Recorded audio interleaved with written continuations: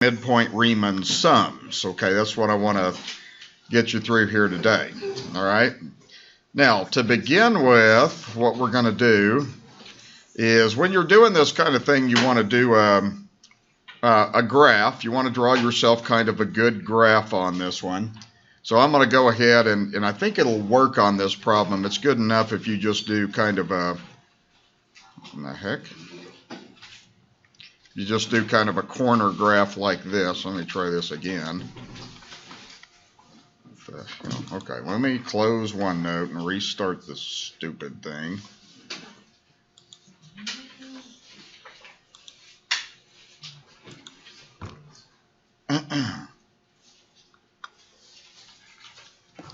Ah, there's where it's going. Okay, now I get it. Okay, let's try again here. So let's start off by drawing a graph kind of like that. You can just sort of do like the corner of the graph right there, because what we're doing is we're estimating the area under the curve of the cosine from 0 to pi over 2. Okay, and this n equals 4, what that means is you're going to use 4 rectangles. And what I'm going to do on this, though, I'm not going to do both the left and right hand on this one. On this one, I'm just going to do a right Riemann sum, okay? And then I think on that example, too, what I'll do is a left Riemann sum. But I'm not going to take the time to do both. That doesn't matter, okay? So first thing is, you always want to start by finding out this delta x. And that delta x, what that does is that gives you the width of the rectangles you're going to use, okay? And when we start getting more into the calculus, that's going to sort of become that dx, that mysterious dx that you see in your integral. Delta x and dx essentially mean about the same thing, except dx is going to mean the width of that rectangle is infinitesimally small, okay? So what we do is we apply this formula to begin the problem. We have delta x equals b minus a over n. And again, all that's doing is it's just telling you how to divide those rectangles up. A is going to be the beginning of the interval. B is going to be the end. Okay, so when we do that, we're going to have pi over 2 for B, minus 0 for A, over 4 rectangles like that. If I do that, I've got pi over 2 divided by 4. And then, of course, I can multiply by the reciprocal to get pi over 2 times 1/4, which is equal to pi over 8. Okay, that's always kind of a good place to start these problems, is figure out that delta x. Okay, everybody with me on that? That's simple. Okay, you're just saying, okay, we need to go by pi over 8. All right, so that's what we're going to do. We're going to count out by pi over 8. So we got 0, pi over 8. I'm counting by the numerator. 2 pi over 8, 3 pi over 8, and all the way to 4 pi over 8. Okay, and again, if you reduce these fractions, you know that's pi over 2. And that's where we're trying to end up at, is pi over 2. So I'm subdividing the intervals up, and then I need to label this. That's very similar to what you did really in trig when you learned how to do graphs. So let's label these as pi over 8, and then 2 pi over 8. Well, let's go ahead and reduce the fraction to pi over 4. Then we got 3 pi over 8, and then we got pi over 2 like that. Okay, so we got that. All right, so far so good. Okay, all I've done is arithmetic so far. Now I'm going to graph the cosine and get these values, try to get these values without a calculator. I may have to use a calculator a little bit for estimation on some of this, though. Okay, what is the cosine of 0, since we're starting at 0? 1. That's 1. And actually, that's as high as this graph's ever going to get, so let's just put a 1 there, and then maybe you could subdivide that, something kind of like that, okay? Because what we want to do is we want to go ahead and just sketch our graph. Other thing I want to ask you, this is all basic trig, what is the cosine of pi over 2? 0. 0, good, okay? So we got 2 points. Cosine of 0 is 1. Let's write the point as we go through this. That's a point 0, 1. It's a good thing when you're doing these graphs to label those points so you don't forget them. And then we have this point would be 1, 0, and so forth like that. And then just sketch it. Okay, all you need to do from here is just sketch it. It doesn't have to be perfect. You know that the cosine kind of has a curve like that. So what we're going to do is we're going to estimate the area under that curve. And what we're going to do on this time is we're going to use right Riemann sums, okay? So what we're going to have is we're going to have 4 rectangles. That's given in the problem is n equals 4. So what I'm going to do is I'm going to start at pi over 8. And I'll have you kind of draw this diagram like that. Go straight up like that. And then put a dot there. That's the right endpoint. And then draw your rectangle like that. And I'll call this R1 for region number 1, like that. Okay? Then you do the same thing. You go to pi over 4. You go straight up like that. Put a dot. That's your right endpoint. And then go like that. And then complete the same thing. From 3 pi over 8, go straight up and straight over. And then the last one, what you're going to have, well, you aren't going to have much of a rectangle there. In fact, that rectangle is going to be perfectly flat. So what is its area going to be? 0, exactly. Okay, so that's going to be R2, R3, and then that little slice right there is going to be R4. Okay, that's the idea. Okay, now see, really all you're doing on this problem now is you're finding the area of those 4 angles and add them up, and rectangles and adding them up. So specifically, the way I want you to do this, we usually say R for a Riemann sum with right endpoint. So I'm going to notate it like that. And what we're doing on this is we're really doing this. And you want to be sure that you understand the notation on this. So what we're going to do is we're going to do base times height. But let's write this more technically. That little piece right there is delta x. So we're going to say the base is delta x. The height, now how would you find the height of this first rectangle? What would you look at? That one right there. You'd look at that point right there, and what that is that's going to be f of pi over 8, right? So let's write that down as times f of pi over 8. That's the right endpoint like that. So that's how that goes. Okay, now you go to the second rectangle. The second rectangle, still, it has a base of delta x. What's its height? Function at what? Pi over 4. Okay, like that. Because you want to write this notation correctly. So that's f of pi over 4. And then you move on to the next one. Now it's the same idea. So now it would be delta x times, this would be f of 3 pi over 8. Okay, like that. So I'm going to write that as f of 3 pi over 8. And then the last rectangle is going to be, again, delta x times f of pi over 2. Okay, so I want you to be able to write that notation out. That's important. And then from there, it's just kind of easy arithmetic. You're going to have to do this one with your calculator is what I'm going to do. So, okay, so let's just kind of write this out. Now, let's do one more step. So we have delta x. When we do f of 8, remember, we're doing a cosine. So that's going to be times cosine of pi over 8. And we'll have to do that on the calculator. Pi over 8 is not one of your special angles on the unit circle. Then we have delta x times cosine of pi over 4. We can get square root of 2 over 2 on that, or we can use the calculator. It doesn't matter. Then we do delta x times cosine 3 pi over 8. And then we do delta x times cosine of pi over 2 like that. Okay? So that's the notation like that. Now, one of the things you want to learn how to do on this is, notice on here, you can factor out that delta x. Okay, that occurs everywhere in the problem. So I'm going to have you write one more thing, and then we're going to go to our calculator and finish it up. So let's write this as delta x times cosine pi over 8 plus cosine pi over 4 plus cosine of 3 pi over 8, and then plus cosine pi over 2. Like that. Okay? Now the rest of this, we're just going to go to the calculator and do this real quick. Now, I've already got these things done. I don't want to take a lot of time to do this. So you would just go to your calculator and do each of those cosines in radian mode, and then you can round it off to maybe 2 decimals or something like that. So I'm just going to have you write these things out. Cosine of pi over 8 is 0.92. Cosine of pi over 4, we do know that one's square root of 2 over 2. So I'm going to write that like that. And then cosine of 3 pi over 8 is 0.38. And then cosine of pi over 2 is 0. Okay, and then delta x, we already found delta x. Delta x in this problem was pi over 8. Okay, so that's delta x right there is the pi over 8 thing right there. Okay, all right, so I'm going to go ahead and put that in. And then what you'd have to do is go to your calculator and just do that whole thing.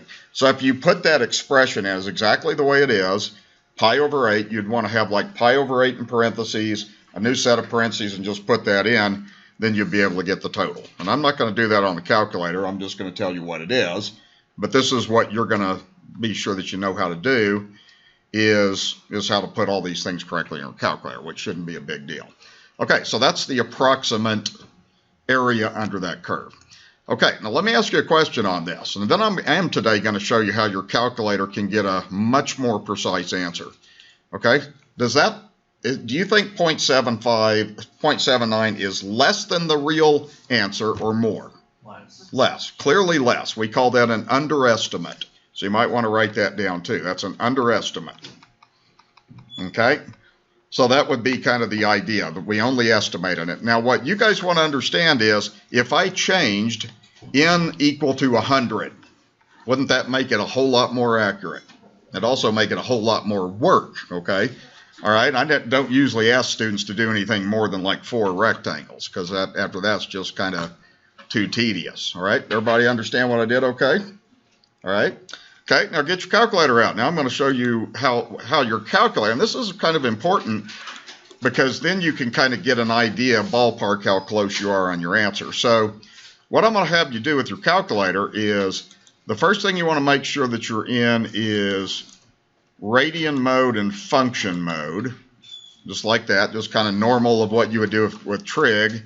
And then all we're graphing is we're just graphing the cosine of x. So let's go ahead and get that put in.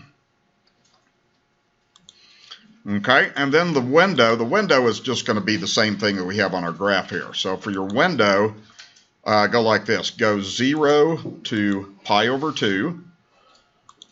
Okay, that's where the end of the interval was. So you want to do that like that.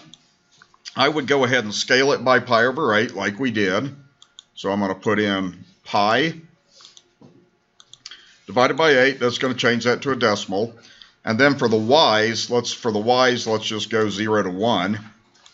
Okay, and that's good enough. And then you can scale that by a half or whatever like that. Okay, then you want to go ahead and get that graph on there. So let me get that window over here so you can see it if you need to. Okay. Now, what you want to do now is you want to graph it and see that you get the same graph. So you're just graphing the cosine. And let's see, should give that same kind of curve like we just did like that. Okay. Now, here's what you do. You might want to make a note of this. This is very cool. Okay. So what you do is you go second, trace, like that. And then there's several options that come up. So it's second, then trace. Write that down if you need to. And then you go down to option 7, which has an integral, f of x dx. Okay, so what you do is you just highlight and get number 7 to come out. Now it's going to ask for a lower limit. The lower limit, we were doing the area under the curve from 0 to pi over 2. So for the lower limit, you put 0. Then you press enter. The upper limit, you put pi over 2. Okay, like this. Now when you press enter, it'll start shading that area under the curve for you, like that, using a lot more than 4 rectangles. And it's following kind of a computer program. It's actually not using rectangles. It's actually using probably trapezoids, or what's called Simpson's rule. And then this answer comes out as, I can't see that. What does that say? Oh, that's 1. The answer is 1. Okay, that's the interval right there. So the exact area under the curve is 1. Okay, which is kind of cool. And actually, we'll learn how to do that. We'll get into that a little bit next week, how you actually get the exact answer with calculus. Okay, so that's kind of a nice thing to know how to do, because your calculator is not this is precisely 1, but a lot of times your calculator is still going to be off a little bit because it uses an estimation program. Okay, everybody follow that? Okay. Okay, so that's a nice thing to know. So I'm going to do one more here, and with this next one here, I'm going to go ahead and do a left endpoint here, and then we just have a couple of more little things to finish up here, and then we're going to go to the next section, try to get that done today. Then we can review. Okay, so this one we're going to be doing the graph of the parabola. So let's go ahead, and we're going from 2 to 4, so let's just kind of draw like a a corner of a graph here. Okay, and let's see. Let's go ahead and divide this up 2 to 4. Okay, kind of like that. All right, and let's go ahead and go all the way up to, let's see, if we do 4 to the second, I think we got to go all the way up to about 15 on this. Once you start crossing out, calculating points, you'll have that. So that would be kind of a good way to get your points in there. Okay, so what you want to start doing on this one, we are going to do a left Riemann sum this time. And we want to start by finding delta x. So delta x is b minus a over n. Okay, again, I'm giving you n equals 4. 4 rectangles, that's pretty standard is what I generally am going to do. Okay, so b is 4. B is 4. A is 2. So we're going to have 4 minus 2 over 4. That's going to be 2 over 4, which reduces to a half. So the conclusion we have there is delta x equals 1/2. What is delta x, by the way? It's the width of the rectangle. That's all it is. Okay, that's why we do that. We got to find base times height, length times width when we're doing the rectangle. Okay, so what that means is, let's go ahead and draw our picture on this now and get some points on this. So I'm going to start by looking at 2. And if we did this, I'm going to just go ahead over at the side and crunch out these things. Okay, so if I'm going to go ahead and do f of 2, like this, okay, and what we have to do is we have to go by a half now. So I'm going to kind of further subdivide that, so that's like 2.5. Of course, that's 3, and then that's going to be 3.5 like that. Okay, so I'm going to crunch those things out. You could do this with the calculator too if you wanted to. So f of 2 is just going to be 2 squared minus 1. So that's going to be 4 minus 1, or that's going to be 3. Now, the reason I'm crunching this out because I need to get a fairly accurate graph on this. So what I'm going to go ahead and do is, when I go to 2, I'm really graphing the point 2, 3. So I'm just going to estimate and label that point as 2, 3 like that. And that'll be a left end point. Okay, next thing we got to do, since we're going up by a half, now we got to do f of 2.5, okay, which you could use your calculator on that if you want to. Okay, in fact, to make things go a little faster on this, one thing you could go ahead and do, let's actually go ahead and just do this, because you can do this when you're doing your homework. You're going to need to use your calculator anyway. So just type in x squared minus 1. And then for the window, let's go ahead and go like from 0 to 5, just so we can kind of have that interval 2 to 4 in the middle like that. Scale of 1 is okay. Or we can scale by a half. I'm going to go ahead and scale by a half since that's what delta is. And then for the y minimum, let's go like 0 to 20. And then maybe scale by 5 or something like that. Okay. So part of the reason I'm going to go ahead and graph this is so I can go ahead and just quickly get these function values. Okay. Because what you can do is once you get that graph in there, then you can go ahead and just label these things like this. You can go to your table of values and if you want to, or you can just trace. So like if I trace at 2.5, type trace, put in 2.5, then that's going to give 5.25. Okay, so I'm going to go ahead and just write that next point in like this, as that was 2.5 and 5.25, and just kind of keep track of it as I go. Okay, then I can trace at 3. So if I trace at 3, that means f of 3 is going to be equal to 8. So I can plot that point now. So that's over 3 up 8 in there somewhere. Okay, and then I've got f of 3.5. I can trace that out. Okay, so if I do that, I'm going to have 11.25. I don't really have to do the 4. I'm going to go ahead and do f of 4, and I think that'll be 15. So f of 4, trace at 4, that'll give 15 like that. So use your technology to help you get those numbers, okay, like that. Now what I'm really doing is just plotting these points. So I've got 3, 8, 3.5, 11.25, and so forth like that.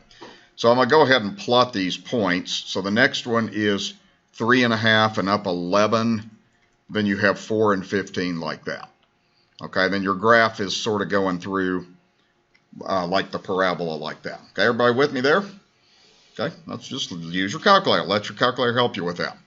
Okay, now what we're going to do, we are doing left endpoints. Okay, so what we want to do is we want to draw straight up to that, and then straight over and straight down like that. And that's going to be your first region, region 1. Okay, then you go up to at 2.5, you go to the left endpoint. Then you go over and down, that's your second rectangle like that. Okay, and then when you go from there, you're going to go at 3, you're going to go straight up, left endpoint, straight over, and straight down. And that's region 3. And then finally at 3.5, you go straight up to the left endpoint, and then you go over like that. Okay, so that's the idea. That's the diagram on the problem like that then. Okay, everybody see what I'm doing at the left endpoint, okay? How did you know that you were doing it from the left endpoint? Because I decided to. Oh, okay. Okay, all right. Now, I think the directions to the problem say do a left and a right. So since I did a right one on the last problem, I decided to do a left one, okay? But normally it'll... You have to be given that, okay? And sometimes you'll do a midpoint also. We did that a little bit last time. Okay, so what we do is we say RL. That's the representation for a left endpoint Riemann sum. So what we can do on this is, it's first of all, what it is it's delta x times whatever that first function value is. Okay, the first function value, what are you going to use? F of what? F of 2. Let's go ahead and write that down, F of 2. Then you're going to go delta x. The next one you're going to do is F of 2.5. That's the left endpoint. Okay, so get that written down and then just write the rest. Delta x, then it's going to be F of 3. And then finally it'll be plus delta x times F of 3.5. You don't go all the way out to 4 because 4 would be where you have a right endpoint like that. So that's it. So what we need to do on this then is we'll just say R of L. You can factor out the x. That simplifies the calculation. And now let's just go ahead and plug everything in. See, F of 2 was 3. We got that from the calculator. F of 2.5 was, I forgot, I wrote it down. What was that? 5.25. Okay. F of 3 was 8. And then F of 3.5 was 11.25 like that. Okay. So what you'd have from here then is you also have delta x. I need to just, you can, when you factor that delta x out, then what that was delta x was a half, so I can put a 0.5 there. Okay, then you just go to your calculator, okay, see what you get. Let me see if I worked that out or not, and somebody probably should check me on this, but I got 13.75, okay, if you do that. Does that look good? Okay, because once you get that done, you know, I don't want you to do these without a calculator. These are, because you're going to have decimals and stuff like that. And mostly what we're doing with this is we're doing this activity to help us understand the calculus that we're going to learn anyway. And ultimately the goal is not the approximate area, but the exact area. And we're leading up to that point. Okay, now let's go ahead and do one thing. See, once you have this already in your calculator, you might as well see how close you are. So you could go second trace, again down to option 7.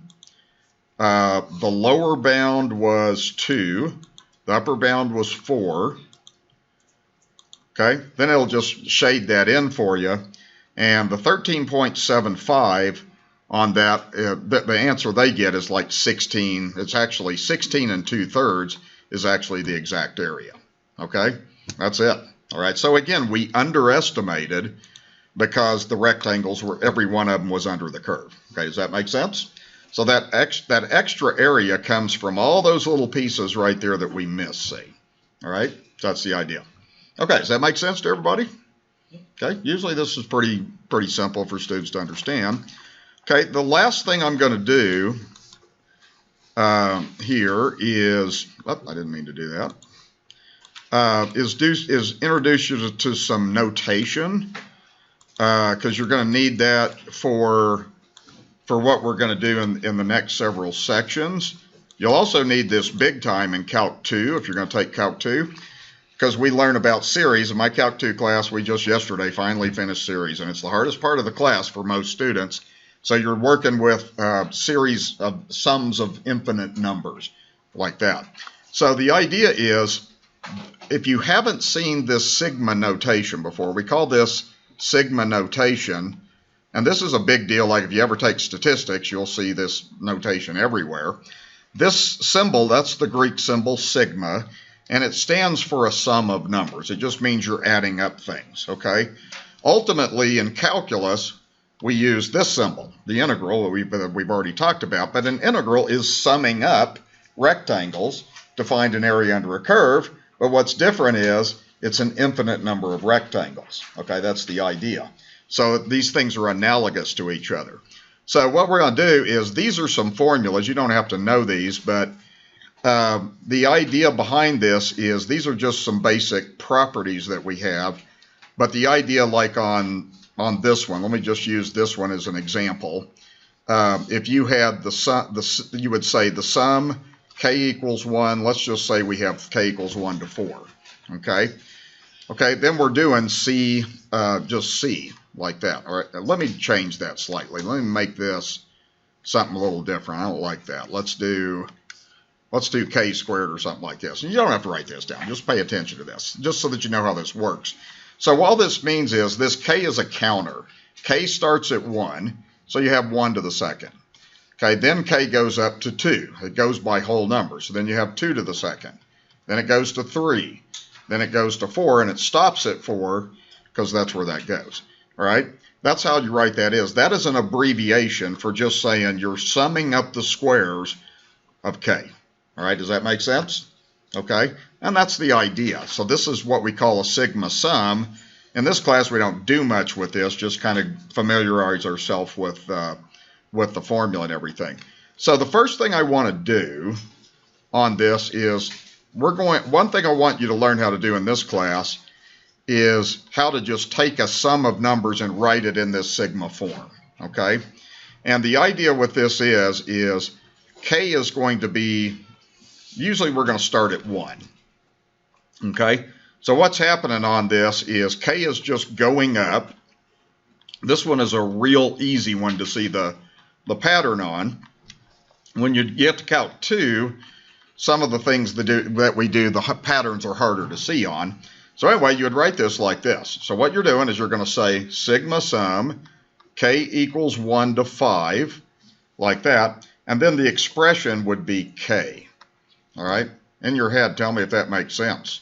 Because all you're doing is k is just going to go 1, 2, 3, 4, 5, then you're adding it up. So that would be what we would call the abbreviated or the sigma sum formula for that. Okay? Like that. So that would be an answer to that one. All right? Everybody with me there? Yes. So is the increment always 1? Yes. It goes up by? Yeah. In general, always. If that's the understood general thing is it goes up 1. Now, it can start anywhere. The most common thing is k is going to start at 1 or 0. When I'm doing these problems, I'm going to start them wherever is convenient in the problem. This was convenient to start at 1, right? I could have started at 0, and then that would have made that k plus 1. Okay, but I try to make it the easiest way, see? Okay? Okay, let's try the next one here. So we got 4. This is similar to the next one. 4 plus 5 plus 6 plus 7 plus 8 plus 9. Now, there's a couple of ways you could do this. You could start k at 4 if you wanted to. That's what I would do. If you started it at 1, you could still get an answer. It would just be a little different. So I'm going to say k is 4, k is 5, and so forth like that. Okay? So if you did this sigma sum, we would say k equals 4 all the way up to 9. Then it would just be k like that. Okay, does that make sense? Okay, all it's doing is it's just saying you start at 4, then you're going to go 4 plus 5 plus 6 plus 7 plus 8 plus 9. That's how you do that. All right, is that logical? Okay? Right, when you start taking Calc 2, your series will start looking like this. K equals 1 to infinity and stuff like that. So that's what you're going to get into. Okay, C, let's see, we have 1 squared plus 2 squared plus 3 squared plus 4 squared. Okay, again, we're going to start k at 1, and then eventually k is going to make it to 4. Okay, so what we're going to do on this is we say sigma sum k equals 1 to 4, and what would be the expression on this one? K to the second, good, that's it. Okay, we're not doing anything very hard in this class, we're just kind of getting comfortable with the idea. Okay, is that Sensible to everybody? Okay, all right. Okay, let's try this next one here. So we have 1 plus a half plus a third plus a fourth. Okay. Now, one thing I'm going to do on this is I'm going to put that 1 over 1. Okay. And really what I'm going to do is I'm going to start k with 1, and I'm going to end k with 4, because the denominator is going up by 1. Okay. The numerator is staying 1. So if we write our sigma sum, we're going to have k equals 1 to 4. Now, what do you think would go, the expression would be? 1 over k. 1 over k, good. Okay. You're always 1. The numerator is always 1, but it's the denominator that's changing, so that's how you'd write that. Okay. Those are the kind of things you're going to do. Nothing very complicated. Mainly the idea is just get you introduced to the idea. All right. Everybody okay with that? Okay. All right. Now on this next page, we're just going to do this backwards, and then that's all we're going to do on this section. Okay, so we're going to write these out. Now, the thing on this that I'm also going to do is some of these things might go to some of these formulas. So when I do this problem, you don't have to write all these numbers out. All this is doing is it starts at 1, it goes to 2, and then you can just go ... plus 10. Okay?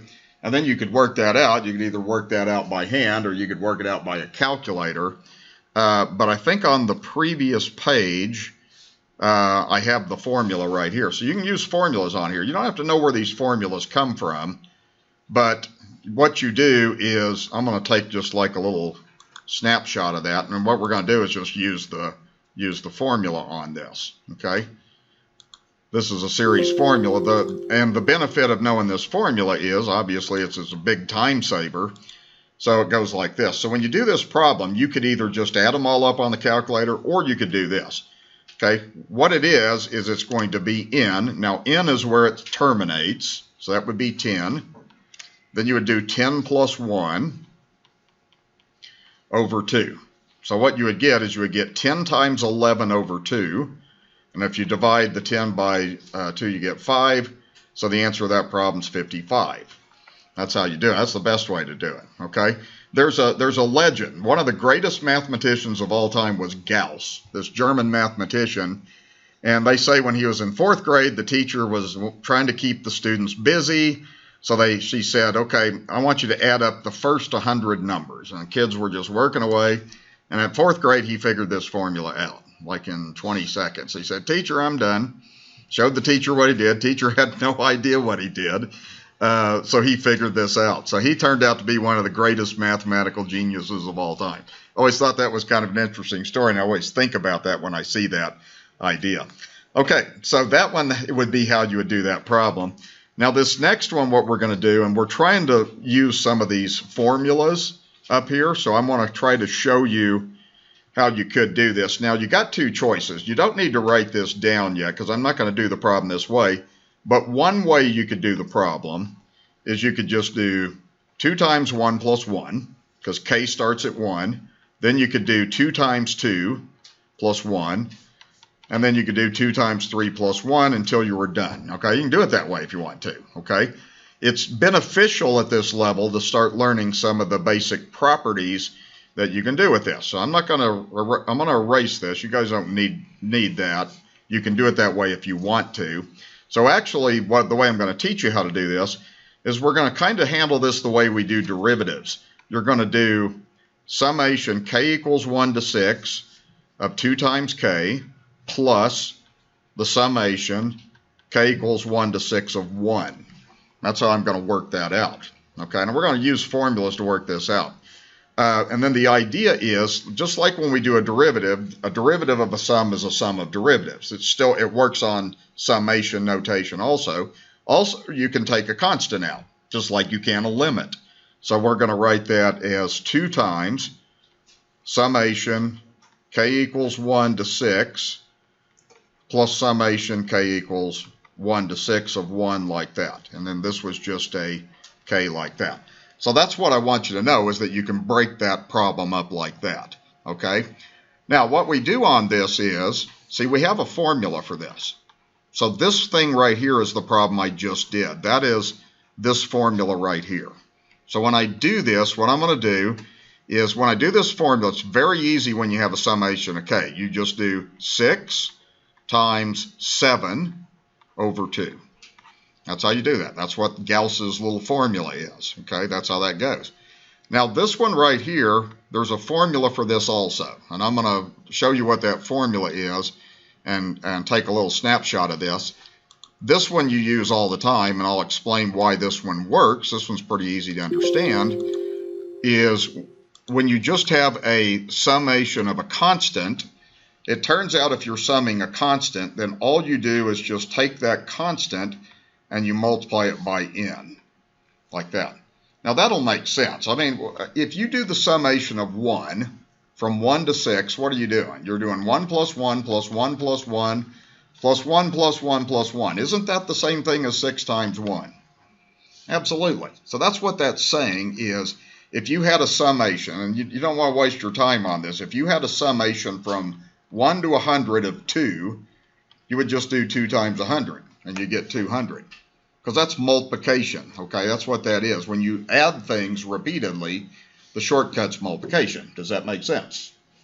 Okay? So what you do in this problem, to finish this up then, is you would have 2 times, and then this thing would be 3 over 1. 6 over 2 is 3.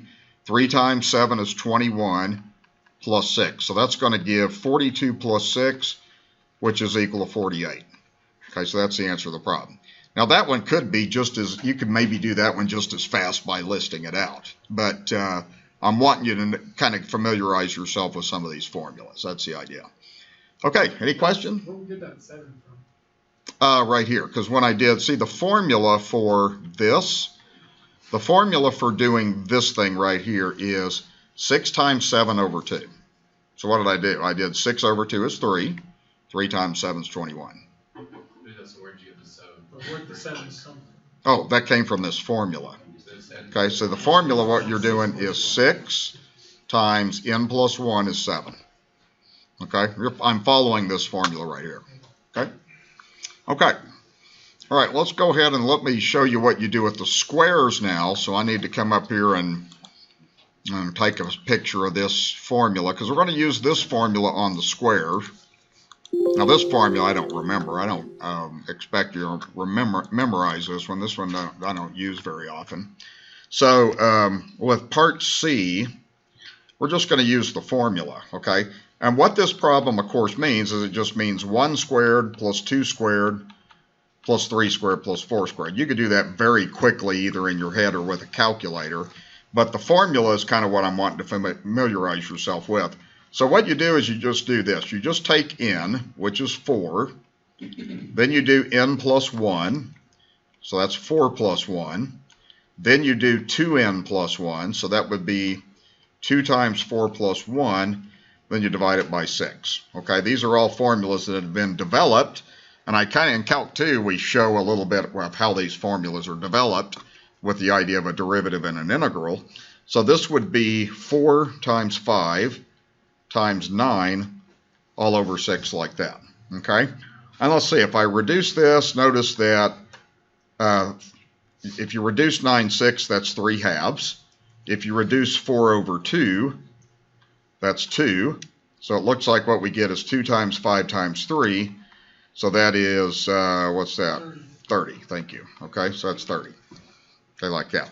So if you took the time to do this on your calculator, you should get 30. Okay, that's the idea. All right, does that make sense? Mm-hmm. Okay, yeah. So is n going to be the top number that we're going to? Yes. Or is it going to subtract k from that? That's assuming that we're going from 1 to n. Right, Okay. So if we were going So if you were going from 2 to n, it's a little different. right, would it just be 3 then? Or You would, yeah, you have to do, no, we're not going to do that, but you have to do you have to take your series and convert it so that it starts to 1, and then that changes the n. Then you can apply the formula. okay. So you can do a little substitution, okay? All right, let's do the next one here. Okay, so this one, what I'm going to do on D is, see, this problem, what you're really doing is you're doing 1 plus 1 squared plus 1 plus 2 squared, and so forth, okay? And you can do it that way if you want to. It's not that hard to do it that way.